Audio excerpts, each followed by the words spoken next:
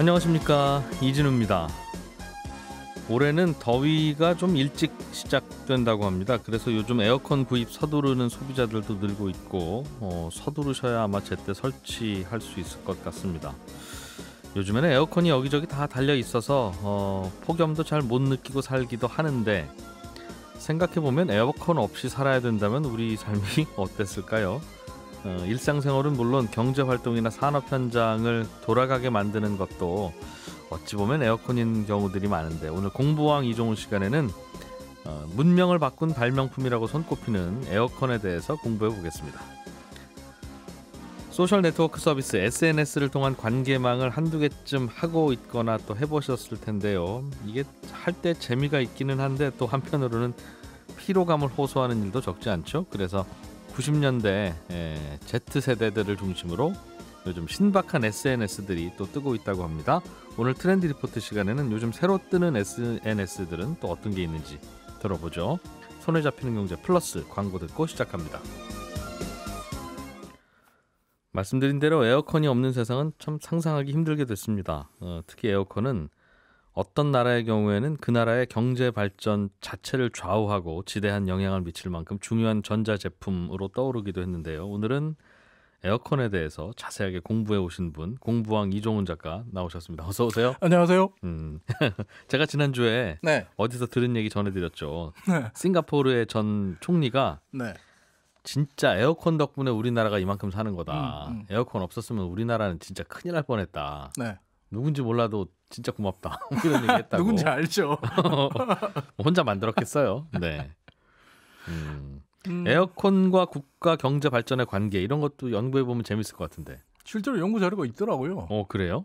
지난주에 이제 기자님이 그런 말씀을 하셔가지고 제가 이제 이광수 수상이 전 총리가 그런 말을 했다는 건 알고 있었거든요. 근데 이제 국내 연구 논문들 중에 이 에어컨과 국가 경제 발전과의 상관관계라든지 이런 것들 연구한 논문들은 없었어요. 이번에 찾아봐도 찾기가 어렵더라고요. 근데 미국과 영국 쪽에서는 그런 논문이 꽤 있더라고요.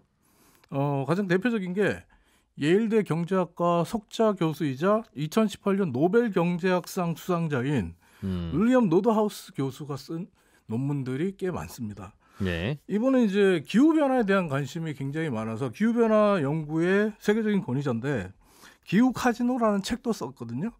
근데 이 윌리엄 노드하우스 교수에 따르면 평균 연간 기온과 1인당 생산성의 상관관계를 연구해 보니까 더위가 국가 경제를 시들게 만드는 주요한 요인이다.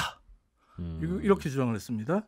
그러면서 자신이 실증 모델을 통한 데이터 분석을 해보니까 가장 서늘한 기후에 사는 이 사람들이 가장 더운 지역에 사는 사람들보다 이 경제적 생산량이 12배 더 많이 창출할 수 있다. 차라리 추운 게 10배 낫지. 네. 정확히는 12배 낫지. 네. 그게 이게 무슨 말이냐면 더운 건 못 참는다. 사실 열대지방 우리가 아프리카라든지 이런 더운 곳에 싱가포르에 이제 아까 예를 드셨는데 싱가포르 같은 경우가 이런 연구들의 실증 사례로 가장 대표적인 사례로 떠오르거든요. 근데 이제 이 이야기를 보면 싱가포르의 이제 이광요 전 총리가 본인이 집권하기 전에 싱가포르의 상황을 봤더니 사람들이 다 낮잠을 자야 되는 거예요. 더우니까. 우리 군대에서 이제 굉장히 더울 때는 오침을 하잖아요. 그것처럼 낮잠을 자야 되는 거예요. 예. 그래서 이거 안 되겠다. 에어컨이 없으면 이른 아침이나 해질녘에만 일하는 이런 풍토가 계속될 수밖에 없겠다. 근데 너무 더우니까 일 안 된다는 거죠. 아침에 잠깐 일하고 저녁에 해질 때 잠깐 일해서 어떻게 생산성을 높이냐. 이래서 국가가 어떻게 발전하냐. 추우면 불이라도 피우면 되는데 더운 거는 참 답이 없죠. 에어컨 없으면. 그래서 자신이 총리가 되고 나서 가장 먼저 했던 일이 공무원이 근무하는 건물들, 공공기관에 에어컨 설치였대요. 이러면서 이제 공공 효율성, 싱가포르 정부의 행정 서비스와 효율성이 높아지기 시작했고, 그리고 이게 설치되고 나서부터 공공기관에서 에어컨을 다 설치하니까 이제 민간 기업들도 설치하기 시작하잖아요.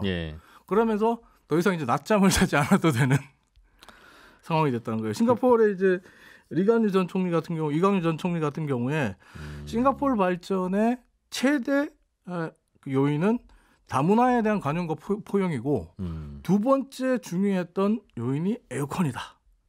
에어컨은 열대지방 국가들의 발전을 가능하게 해주는 네. 문명의 본질을 바꾸는 위대한 역사상 가장 중요한 발명품이다. 이렇게 리강요 전 수상이 주장을 이야기를 했더라고요. 했다. 네. 첫 번째 이유는 그냥 국민들 들으라고 소리 같고 다문화적 관용과 포용은 네.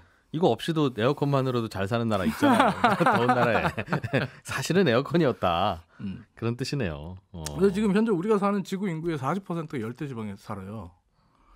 이렇게 생각해 본다면 열대지방 국가들이 지금까지 발전을 가능하게 만들어줬다. 이게 에어컨이다라는 생각을 한다면 열대지방 국가 생산성을 높여준 에어컨은 경제사와 문명의 역사, 문명의 본질까지도 바꾼 발명품이다. 이렇게 말할 수 있죠. 아마 만든 분은 본인도 이렇게 세상을 바꿔놓을지는 몰랐을 거예요. 그냥 더워서 진짜 어떻게 방법 없나 해서 고민했을 처음에 텐데. 더워서 만든 것도 아니에요. 에어컨은 처음에 사람을 위해서 만든 게 아니에요. 아니에요? 예. 더워서 만든 게 아니에요? 에어컨은 종이와 잉크를 위해서 만든 겁니다.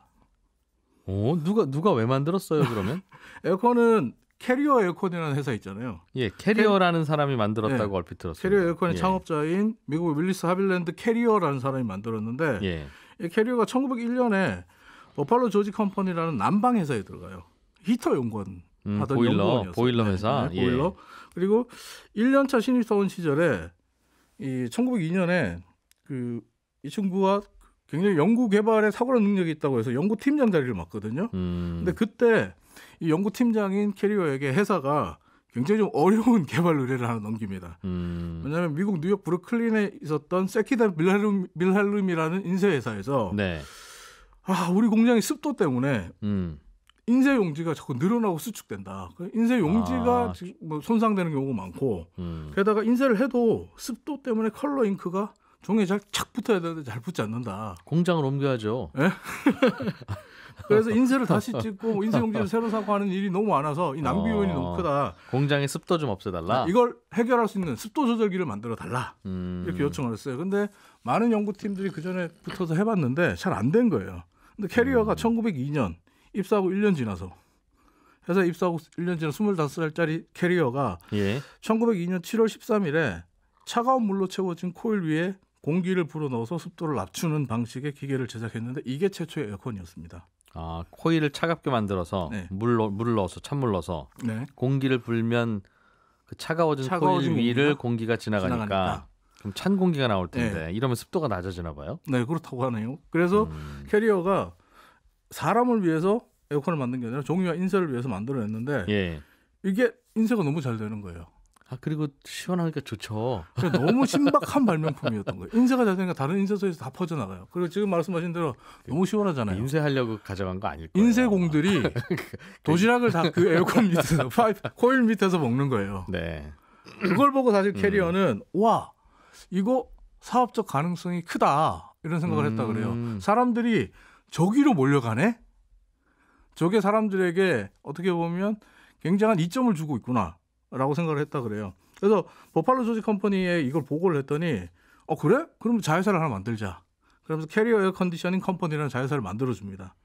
그리고 이 에어컨이라는 이 신박한 발명품은 인쇄소뿐만 아니라 뭐 섬유공장도 열과 습기 문제로 고민했었고 심지어 질레트, 면도날을 만들었던 질레트도 면도날의 습도 때문에 습기 때문에 생기는 녹을 제거하기 위해서 아니야.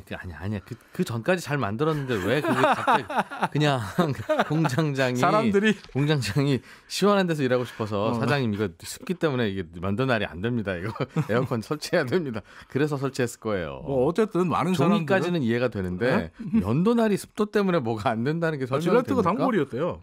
이 캐리어 에어 컨디셔닝 컴퍼니 단골이었고 아무튼 일본 요코하마의 비단 공장에서도 에어컨을 만들어 달라고 요청할 정도로 굉장히 뭐 판매처가 많았는데 망해요.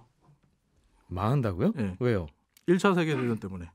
1차 세계대전이 1914년에 벌어지니까 경제적 불확실성이 굉장히 높아졌잖아요. 그래서 버팔로 조지 컴퍼니가 자회사들을 정리하면서 이 캐리어 에어 컨디셔닝 컴퍼니를 문을 닫아버리고 그러자 이제 캐리어가 본인 입장에서는 자신이 봤을 때 에어컨은 분명히 되는 사업인데 회사가 폐쇄하는 걸로 결정하니까 너무 안타까운 거예요. 그래서 1915년에 6명의 친구와 함께 캐리어 엔지니어링 코퍼레이션이라는 회사를 만드는데 이게 지금의 캐리어예요. 직원으로 만들다가 사장님이 사업부를 없애니까 본인이 나가서 독립해서 차렸다. 네. 그리고 아까 말씀드린 대로 캐리어가 자신이 친구들에게 돈을 출자해라. 그리고 나도 돈을 내겠다. 성공을 확신했던 가장 결정적인 이유가 에어컨이 설치된 공장의 직원들은 항상 점심 식사를 거기서 하더라. 시원하니까. 네. 이걸 보고 확신을 가졌고 그래서 그 다음에 캐리어가 주목했던 게 극장이었어요. 캐리어는 에어컨을 판매할 데가 어디 있을까? 이 산업체 공장들을 제외한 다른 곳이 어디가 있을까 고민하다가 극장을 떠올렸던 게 1922년 미국 로스앤젤레스에 있는 메트로폴리탄 극장에 에어컨을 설치하자라고 설득을 했고 극장도 설치를 하는데 동의를 해서 설치가 됩니다. 예. 지금은 영화계에서 여름 블록버스터라는 말이 있잖아요. 서머 블록버스터가 사실 여름 극장과 경쟁을 굉장히 치열하게 만들고 극장이나 영화사들의 그 어떻게 보면 사활을 걸고 달려드는 굉장히 중요한 시즌인데 여름 한철 장사이기도 그렇죠. 한데 여름 흥행으로 극장과 영화사가 먹고 살기도 하니까요. 근데 1922년 이전까지 극장과 영화계 산업에서는 여름은 지독하게 장사 안 되는 비수기 중에 비수기였어요. 그렇네요. 더 찜통 더운데. 더위에 에어컨이 없는 극장에서 2시간 영화를 봐야 된다. 영화 안 보고 말지. 누가 가겠어요. 그래서 메트로폴리탄 극장이 에어컨을 설치하고 광고를 이렇게 합니다. 마치 산 정상에 서 있는 것처럼 시원한 바람이 불어온다. 캐리어가 그 에어컨 설치 이후에 처음 관객들이 극장에 들어간 모습을 보러 갔거든요. 예. 그리고 자신의 해고록에 이렇게 썼는데 에어컨이 가동되기 시작하니까 극장 관객들이 부처질을 멈추고 박수치기 시작했다. 영화에 몰입할 수 있게 되고 네. 그럼 영화 산업도 더 발전했겠네요. 그렇죠. 영화 제작도 늘어나고. 사실 캐리어의 에어컨이 영화 산업의 흐름과 판도를 바꾸는 거예요. 이야, 우리가 보는 재미있는 영화가 이 에어컨 발명한 캐리어 때문에 에어컨이 없었다면 여름에 캐리어님 블록버스터 덕분에. 영화는 못 나옵니다. 굉장히 고마운 일이군요. 진짜. 인류 역사와 경제사 그리고 문명의 본질을 바꿨다고 이강료 전 수상이 얘기할 무슨 만하죠. 상 드렸어요? 상은 못 받았어요. 노벨 무슨 상? 이런. 50년에 사망했는데 실제로 많은 학자들이 캐리어에게 인류의 그 문명의 그 본질과 역사를 바꿨을 뿐만 아니라 수많은 사람의 생명까지 구했으니까 캐리어에게 노벨 평화상을 줘야 된다고 주장한 사람들이 있었어요. 그래서 수많은 생명을 구했다는 게 뭐냐면 캐리어 에어컨이 병원에 설치되면서 고열에 시달리는 환자들에게 굉장히 큰 도움이 됐거든요. 그리고 열대 지방에 그리고 열대 지방뿐만 아니라 더운 곳에 더운 지역에 예전에 열사병이라 그래서 더위로 목숨을 잃는 경우가 참 많았거든요. 그리고 의사 간호사들도 더우면 자꾸 그런 쪽으로 직원들의 복리후생으로 이어가십니까? 정말 여러 가지 영향 미친다니까요, 정말. 그래서 에어컨이 이제 산업용 시설, 병원 등에 굉장히 그 많은 역할을 하면서 실제로 캐리어에게 노벨 평화상을 줘야 된다는 주장들이 쏟아졌지만 네. 노벨 평화상은 주어지지 않았습니다. 그렇군요. 가정의 에어컨은 언제부터 들어가기 시작합니까? 가정의 에어컨이 들어가기 시작한 건 2차 대전 이후 1950년대부터라고 보시면 되는데 사실 그 전에 기술은 있었어요. 근데 2차 세계 대전이 발발하면서 캐리어의 그 에어컨 회사도 좀 재정적으로 힘들어지기 시작했고 그러면서 2차 대전이 끝난 이후 1950년대부터 일반 가정집에 에어컨이 판매가 되기 시작했는데 네. 1965년의 기록을 보면 미국의 그 300만 가구 이상의 집에 에어컨이 설치될 정도로 에어컨이 주택 인테리어 필수품으로 60년대부터 자리 잡았다. 1965년부터 미국은 역시 잘 사는 나라였네요. 그 냉장고. 에어컨. 1960년에 에어컨을 집에다 달고. 1950년에 그 에어컨이 주거용으로 사용됐다 그러는데 주거용뿐만 아니라 또 다른 곳에 사용이 된 게 있습니다. 어딜까요? 에어컨이 다른 곳에 집 말고 네. 공장 말고 네. 백화점 말고 극장 말고 뭐가 있을까요? 자동차. 차 안에 에어컨. 네. 1939년에 자동차 회사인 패커드라는 회사가 최초로 에어컨을 장착한 자동차를 세상에 소개하는데 예. 워낙 고가라서 팔리지는 않았어요. 그런데 1950년대 중반부터 기술이 발전하면서 미국에 출시되는 자동차 대부분에 에어컨이 설치가 됩니다. 에어컨 없는 자동차 우리 70년대 80년대 있었거든요. 옵션이었어요. 그래서 저의 여름에 첫 항상 차에는 청소를 에어컨이 했었어요. 없었습니다. 네. 그러면서 미국인들 같은 경우는 5, 60년대에 말씀하신 대로 잘 살았죠. 집에도 에어컨이 빵빵하게 나오고 또 차로 출퇴근할 때도 에어컨 바람을 쐬면서 시원하게 출퇴근하고 예. 회사에도 에어컨이 나오고 그러니까 미군들이 6.25 때 우리나라에 와서 그렇게 고생했죠. 그러니까 더위에 더워서. 시달리지 않고 미국인들이 5, 60년대에 쾌적한 환경에서 일을 할 수 있었다는 거. 아까 말씀드렸던 노벨 그 경제학상 수상자인 윌리엄 노드하우스 예일대 교수의 말처럼 생산성을 증대할 수 있는 요소를 미국이 5, 60년대 구축을 했다라고 볼 수 있어요. 에어컨 하나 때문에. 미국이 이렇게 큰 나라, 잘 사는 나라가 된 가장 결정적인 배경을 위기를. 거슬러 올라가면 네. 아무도 딱 이거라고 지목은 안 하지만 사실 알고 보면 에어컨이다. 근데 1950년대까지 미국 기업의 90%가 최근 미국 기업들의 생산성을 향상시킨 가장 중요한 요소가 뭐라고 봅니까라고 했을 때 예. 90%가 에어컨이라고 답했대요. 이렇게 본다면 에어컨은 2차 대전 이후 미국이 전 세계의 공장 역할을 하고 전 세계 최강국의 이 면모를 과시할 수 있게 된 아주 중요한 요인이다. 라고 볼 수 있는 거죠. 그러니까 미국 에어컨은 미국의 50년대 경제 흐름을 바꿨을 뿐만 아니라 뭐 싱가포르를 지금의 싱가포르로 만들어준 그렇겠네요. 발명품이다 이렇게 볼 수 있죠. 에어컨 없는 나라들은 얼른 에어컨부터 들여와야 되겠어요. 우리나라 경제는 왜 저렇게 안 크지라고 생각해 보면 특히 열대지방, 음. 열대지방에 있는 개발도상국 같은 경우는 에어컨부터 도입하는 게 시급하다. 이렇게 볼 수 있습니다. 그러니까 그건 뭐 앞서 말씀드렸던 싱가포르의 사례를 보면 알 수 있죠. 지금도 사실 아프리카라든지 동남아의 그 많은 노동자들이 더위 때문에 생산성이 떨어지는 모습이 나오거든요. 에어컨을 설치한다면 예. 더 생산성이 올라간다라고 볼 수 있겠고 그 덕분에 이제 국제에너지기구의 자료를 보니까 에어컨의 전 세계적인 수요는 앞으로도 계속 증대된다. 사실 요즘 가끔 농담처럼 우리가 그런 말 하잖아요. 아 요즘 에어컨 없는 데가 어디 있어? 에어컨 없는 집이 어디 있어? 그렇게 얘기하잖아요. 근데 이 에어컨의 수요는 지금 포화 상태가 아니라 현재도 계속 증가하고 있고 앞으로 2050년까지 지금의 3배 이상 증대될 전망이라고 합니다. 에어컨 없는 데가 그만큼 많다는 뜻이네요. 네, 없는 데가 많고 그다음 교체도 많겠죠. 아, 그리고 또 교체, 특히나 교체. 기후 변화 때문에 기온이 계속 올라가잖아요. 그렇겠네요. 이 기온이 올라가는 폭염이 계속되기 때문에 전 세계적으로 에어컨 수요가 점점 증가할 수밖에 없다. 사실 이런 추세는 그 전 세계 최고의 매출을 자랑하는 에어컨 제조업체 일본의 다이킨 공업의 매출 사례를 보면 아는데 다이킨이라고 하는 회사가 네, 에어컨 다이킨 1등인 공업이, 모양이죠. 네, 예. 일본 에어컨 전문 회사인데 이 회사가 지난 17년 동안 매출이 4배 이상 늘었어요. 그리고 2019년 매출이 전년 대비 8% 늘어난 29조 8천억 원. 우리 돈으로 29조 8천억 원이고 영업이익이 3조 2천억 원에 해당합니다. 근데 문제는 다이킨 같은 이런 회사들, 에어컨 제조 회사들의 지금 고민이 굉장히 커지고 있다는 게 문제입니다. 왜요? 왜? 에어컨이 분명히 우리를 시원하게 만들고 우리 경제사와 우리 역사, 문명의 본질을 바꿔줬지만 예. 문제는 지구를 덥게 만드는, 뜨겁게 만드는 주범이거든요. 우리 사람은 시원하게 만들어주는데 지구는 뜨겁게 만드는 게 에어컨입니다. 에어컨의 냉매 이게 그 지구 온난화 지수를 높이고 또 유출되면 오존층 파괴라든지 기온 상승을 촉진한다 이렇게 보고 있고 또 에어컨 자체를 가동하려면 전력이 필요하잖아요. 에어컨이 그렇죠. 사실 전기요금 무서워서 못 쓴다는 얘기도 나올 정도로 전기요금을 예전에는 정말 많이 잡아먹었죠. 근데 전기가 그냥 나오는 게 아니잖아요. 개발도상국이나 저개발 국가에서는 탄소 배출이 그만큼 더 늘어날 수밖에 없는 거죠. 이러다 보니까 에어컨은 지구를 더 뜨겁게 만들고 우리를 더 시원하게 만들어주는 모순과 역설적인 존재라고 할 수 있는데 합치면 같은 거네요. 네? 지구는 뜨거워지고 우리 방은 시원해지고. 네. 이렇게 본다면 사실 다이킨 공업이라든지 에어컨 업체들 입장에서 보면 굉장히 기회라고 볼 수도 있죠. 예. 좋은 기회라고 볼 수 있는데 하지만 이들도 탄소 배출을 줄여야 되고 에어컨이 가져오는 지구 온난화의 문제를 해결해야 된다는 부담이 있어서 지금 전 세계 에어컨 제조사들이 이 에어컨의 역설, 에어컨의 패러독스를 어떻게 해결할 수 있을까 고민하고 머리를 싸매고 있습니다. 온실 효과, 온난화를 가속하지 않고 계속 시원하게 만드는 에어컨을 발명하는 게 네. 숙제다. 네.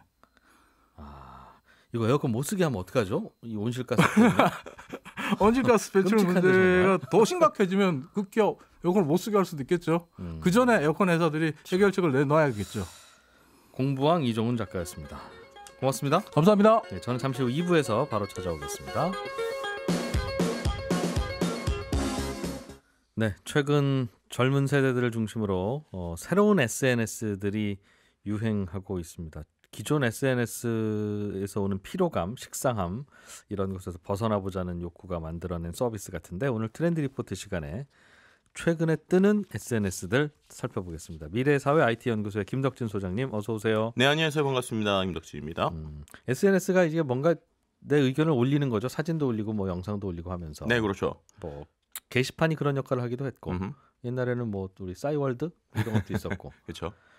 사실 기능은 다 똑같은데 그죠? 중간중간에 자꾸 바뀌고 우리가 딴 거 쓰고 하는 이유가 지겨워서 그러는 것 같은 생각이 얼핏 드네요. 그 싸이월드 얘기하셨으니까 싸이월드하고 네. 최근에 또 20대들이 가장 많이 쓰는 SNS 중에 하나라고 볼 수 있는 인스타그램. 이 두 개를 한번 비교를 해보면 사진이 둘 다 올라가는 서비스잖아요. 네. 근데 두 개의 사진이 좀 많이 다른 것 같다는 느낌 많이 안 드세요?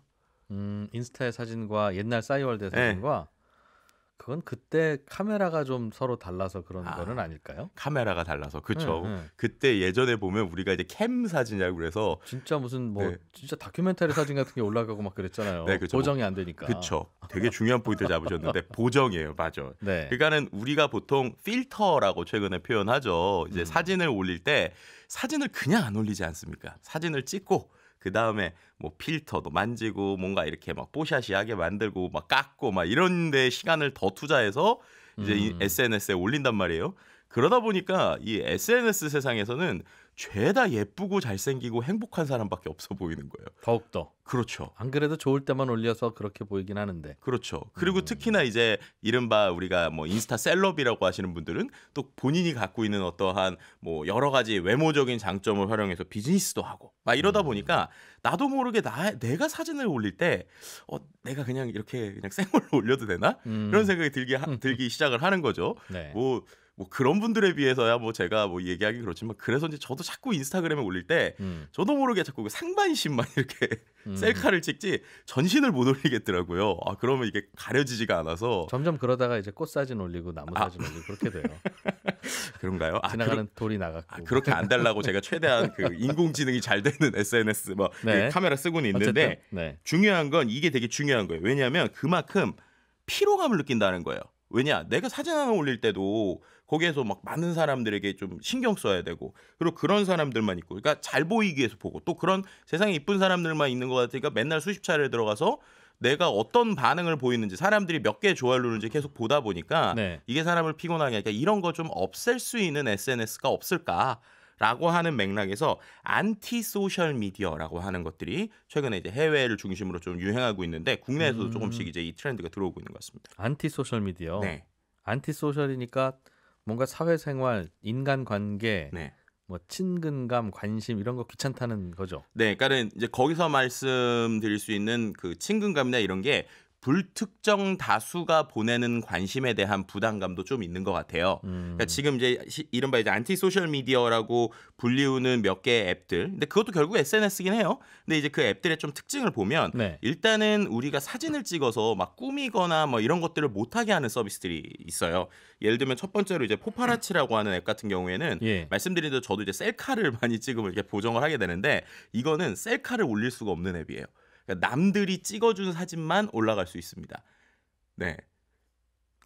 네, 그렇죠. 그걸 어떻게 좀 잠깐 네. 이게 셀카인지 남들이 찍어준 건지 어떻게 구별한단 말이냐를 네. 잠깐 고민했었어요. 그렇군요. 이제 기본적으로 우리가 카메라가 전면과 후방 카메라가 네, 있잖아요. 네. 예. 그래서 전방 카메라랑 후방 카메라로 찍힌 것들을 기기가 인식을 하거든요. 예. 전방 카메라로 찍은 건 못 올리는 거예요. 쉽게 말하면. 네, 네. 네, 그렇게 예. 하면서 이제 어떻게 보면은 남이 찍어주는 남의 모습만 보여준다. 뭐 이런 컨셉이 하나 있고요. 네. 또 두 번째로 이제 디스포라고 하는 앱은 우리가 보통 사진을 찍으면 바로 그걸 보고 이제 수정하다 보니까 막 어떨 때 보면은 그 자리에서 수백 장, 수천 장씩 찍잖아요. 요즘에 네. 디지털로. 근데 이건 뭐냐면 일회용 카메라를 표방하는 앱이에요. 그래서 제가 찍고 나면 바로 사진을 확인할 수가 없고 하루가 지난 뒤에 그 앱을 통해서 찍으면 하루가 지난 뒤에나 그 촬영한 사진을 확인할 수 있습니다.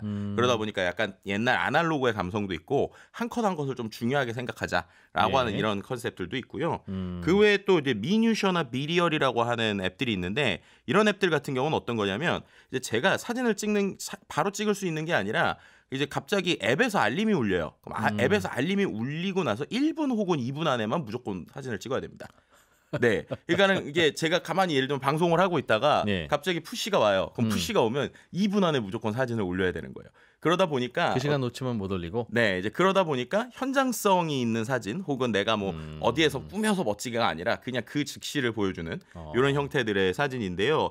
특히나 이제 그 중에서 비리얼이라고 하는 앱이 좀 최근에 뜨고 있습니다. 왜냐면 이게 원래 이 앱은 2019년 12월에 나온 앱이거든요. 네. 나온 지 거의 한 1년도 넘은 앱인데 전체 이용자의 65%가 올해 그러니까 2021년 돼서 2022년 돼서 이때 다운로드가 좀 일어나고 있고요. 최근에 떴네요. 그렇죠. 그리고 1분기에만 미국, 영국, 프랑스 이런 데서 이제 SNS 다운로드 4위를 기록을 했는데 주로 대학가에서 입소문, 그러니까 젊은 층들을 중심으로 입소문이 좀 확산되고 이게 있다. 조금 전에 말씀하셨던 삐 울리고 나면 2분 안에 올려야 되는 그거. 네네. 그런 건데 이게 또 그것과 함께 재밌는 게요. 이제 자신의 일상이나 외모를 꾸밀 시간을 주지 않아요. 왜냐하면 필터가 아예 안 돼요.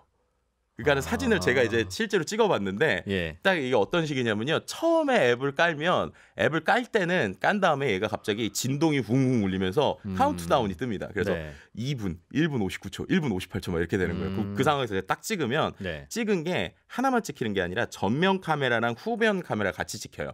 그러니까 그때 제 모습하고 제가 바라보고 있는 게 동시에 찍히는 거예요. 그리고 그 안에서는 심지어 카메라에 있는 그러니까 그 스마트폰에 있는 기본 카메라 앱의 뽀샷이 기능도 안 됩니다. 그러니까 정말 생 얼굴이죠. 생톤에 생 모습이 제 앞에와 뒤에가 나오고 그거를 이제 올리게 되는 형태인데 처음에 올릴 때는 제가 이제 처음 앱을 켜고 나서 올린 거 시간을 정할 수가 있어요. 근데 하루 동안에 이제 어떻게 되냐면 이게 하루에 한 번씩만 그렇게 사진을 올릴 수가 있거든요. 그럼 이제 그 다음 하루가 지나가잖아요. 그때는 이 앱이 자기가 랜덤하게 알림을 줘요. 그러니까 지금 사진을 2분 안에 올리셔야 이 서비스에서 친구들을 볼 수 있습니다. 이렇게 네. 뜨는 거예요. 그럼 그 자리에서 2분 안에 찍어야 되니까 그럼 안 찍고 넘어가면 네. 접근 자체가 안 돼요? 안 찍고 넘어가면 예. 다른 친구의 사진을 아예 볼 수가 없어요. 다른 친구 사진 보러 SNS 하는 건데. 그렇죠. 그러니까 의미가 없는 거죠. 네, 그러니까 아주 신박한 서비스죠. 그래서 찍고 나면 하루 동안에는 친구들이 서비스가 접근이 가능합니다. 근데 하루가 지나면 제 사진이 없어져요. 그리고 그 중요한 게 하루의 사진만 남아요. 그러니까 제가 그 친구의 전날 사진도 못 보고요. 나도 뭐 하나 올려야. 그렇죠. 네, 그런데 올리는데 그게 제가 원할 때 멋지게 올릴 수 있는 게 아니라 지금 이 상황에서 갑자기 진동이 울리면 그 안에 2분 안에 무조건 사진을 올려야 되는 거예요.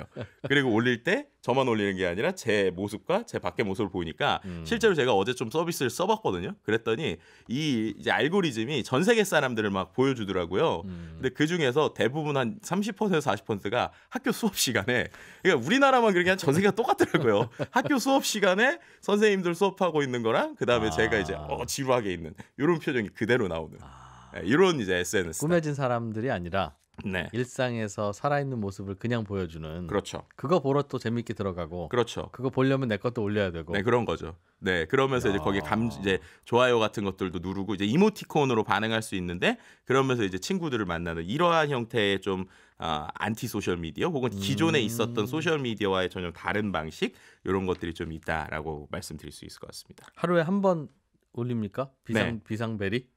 이게 푸시 같은 경우에는요. 저도 이제 계속 테스트를 해보고 있는데 24시간 안에 올릴 수 있는 것들이 한 번 올렸다가 안 되면 그 다음에 또 한 번 올리기도 하는데 어쨌든 24시간 안에 한 번 올리지 않으면 이제 그 다음 날에는 이제 그 다음 24시간은 묶음이에요? 네, 그러니까 묶음이 거예요? 아니라 제가 이제 사진이 내려가게 되고 제 사진을 올린 후에 24시간이 지나고 네. 그 다음에 사진을 일정 기간에 올리지 않으면 제가 이제 다른 친구들의 서비스를 못 보게 되는.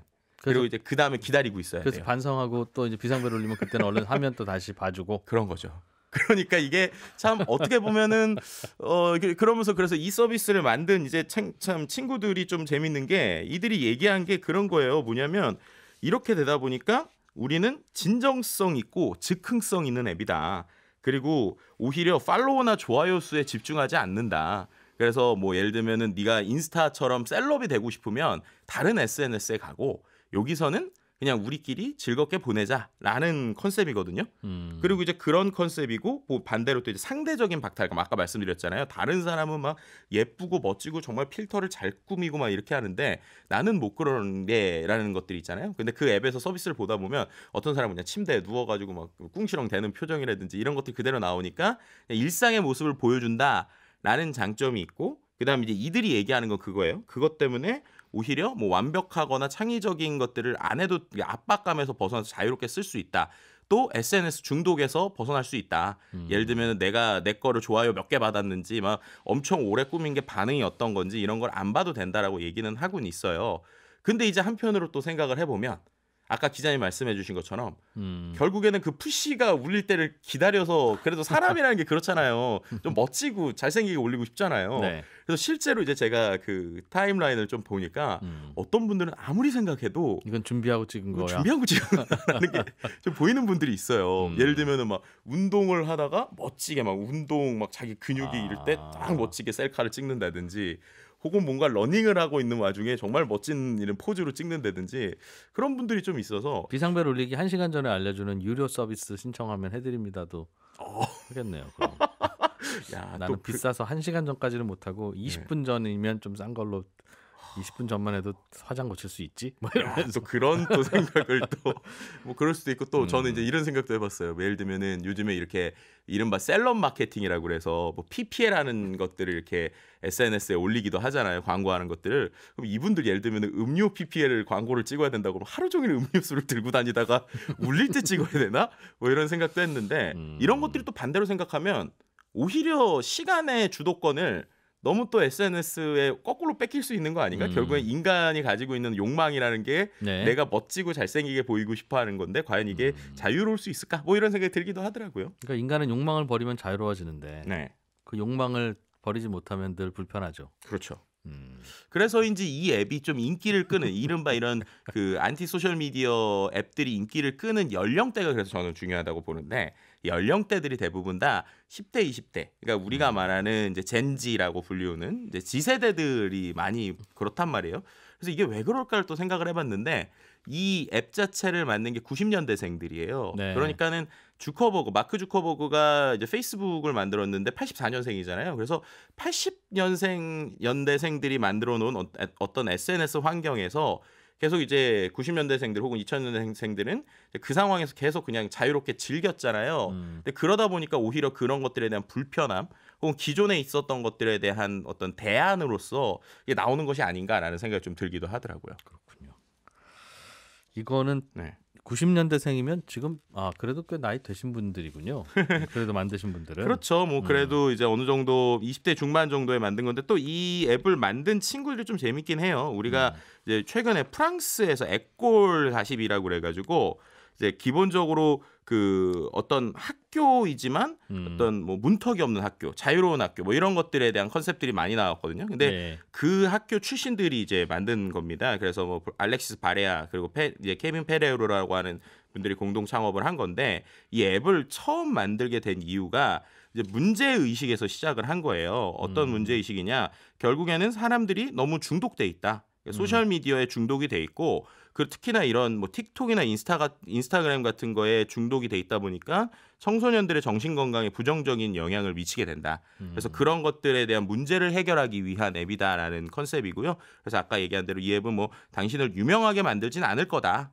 이제 그렇지만은 뭐 자연스럽게 쓸 수 있게 되는 것이다라는 분야인 것 같아요. 그래서 오히려 이 앱에나 최근에 나온 안티 소셜 미디어의 타겟은 불특정 다수에게 유명해지는 게 아니라 내 일상을 내 주변 친구들과 편하게 공유할 수 있는 이런 형태의 앱들에 좀 가까워진다. 이렇게 볼 수 있을 것 같습니다. 그렇군요. 네.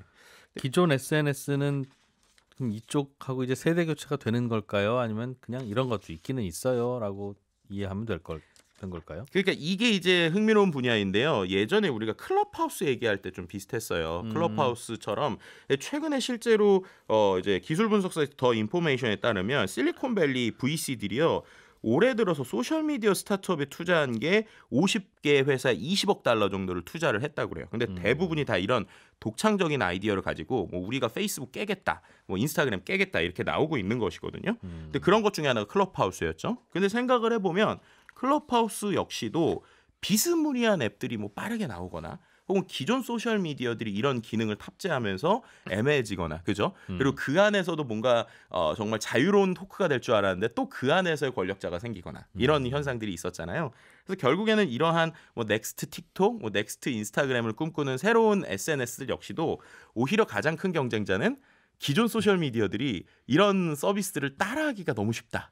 그렇다면 그거를 어떻게 극복하면서 그들만의 철학을 만들 것이냐.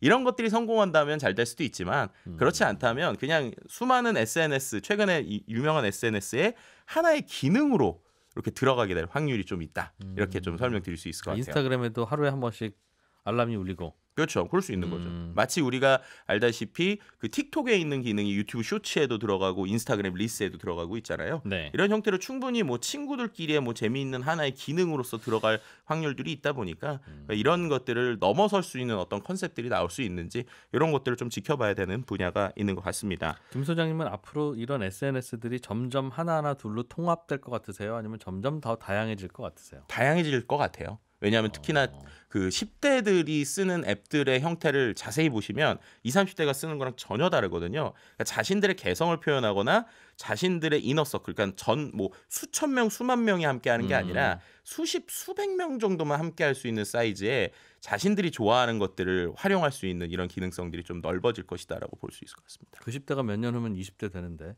그 20대가 몇 년 후면 30대 되고. 그럼 이제 그 밑에 세대들이 또 다른 서비스들을 계속 만들 원래 거죠. 자기가 쓰던 건 계속 쓰면서 올라오는데. 그럼요. 예를 들면 이런 거죠. 페이스북 왜 애들이 요즘 안 써요? 아빠 엄마가 페이스북에 있으니까 친구 시청 안 하는 겁니다. 옛날에는 꽤 신세대 서비스였는데 페이스북도. 지금은 이제 30대. 그러니까 그 다음에 이제 틱톡이 있고 그 다음에 이제 그 밑에 또 서비스들이 항상 세대별로 결국에는 친구들 간의 관계를 위해서 생기지 않을까 싶어요. 미래사회 IT연구소 김덕진 소장이었습니다. 고맙습니다. 네, 감사합니다. 네, 손에 잡힌 경제 마무리하겠습니다. 3983번님께서 지금 재미있게 말씀해주신 그 SNS가 이름이 뭐라고 그랬죠? 이렇게 문자로 물어오셨네요. 비리얼이네요. 리얼한 모습이 되어라 라는 뜻인 겁니다. 저는 내일 아침 8시 30분에 찾아오겠습니다. 이진우였습니다.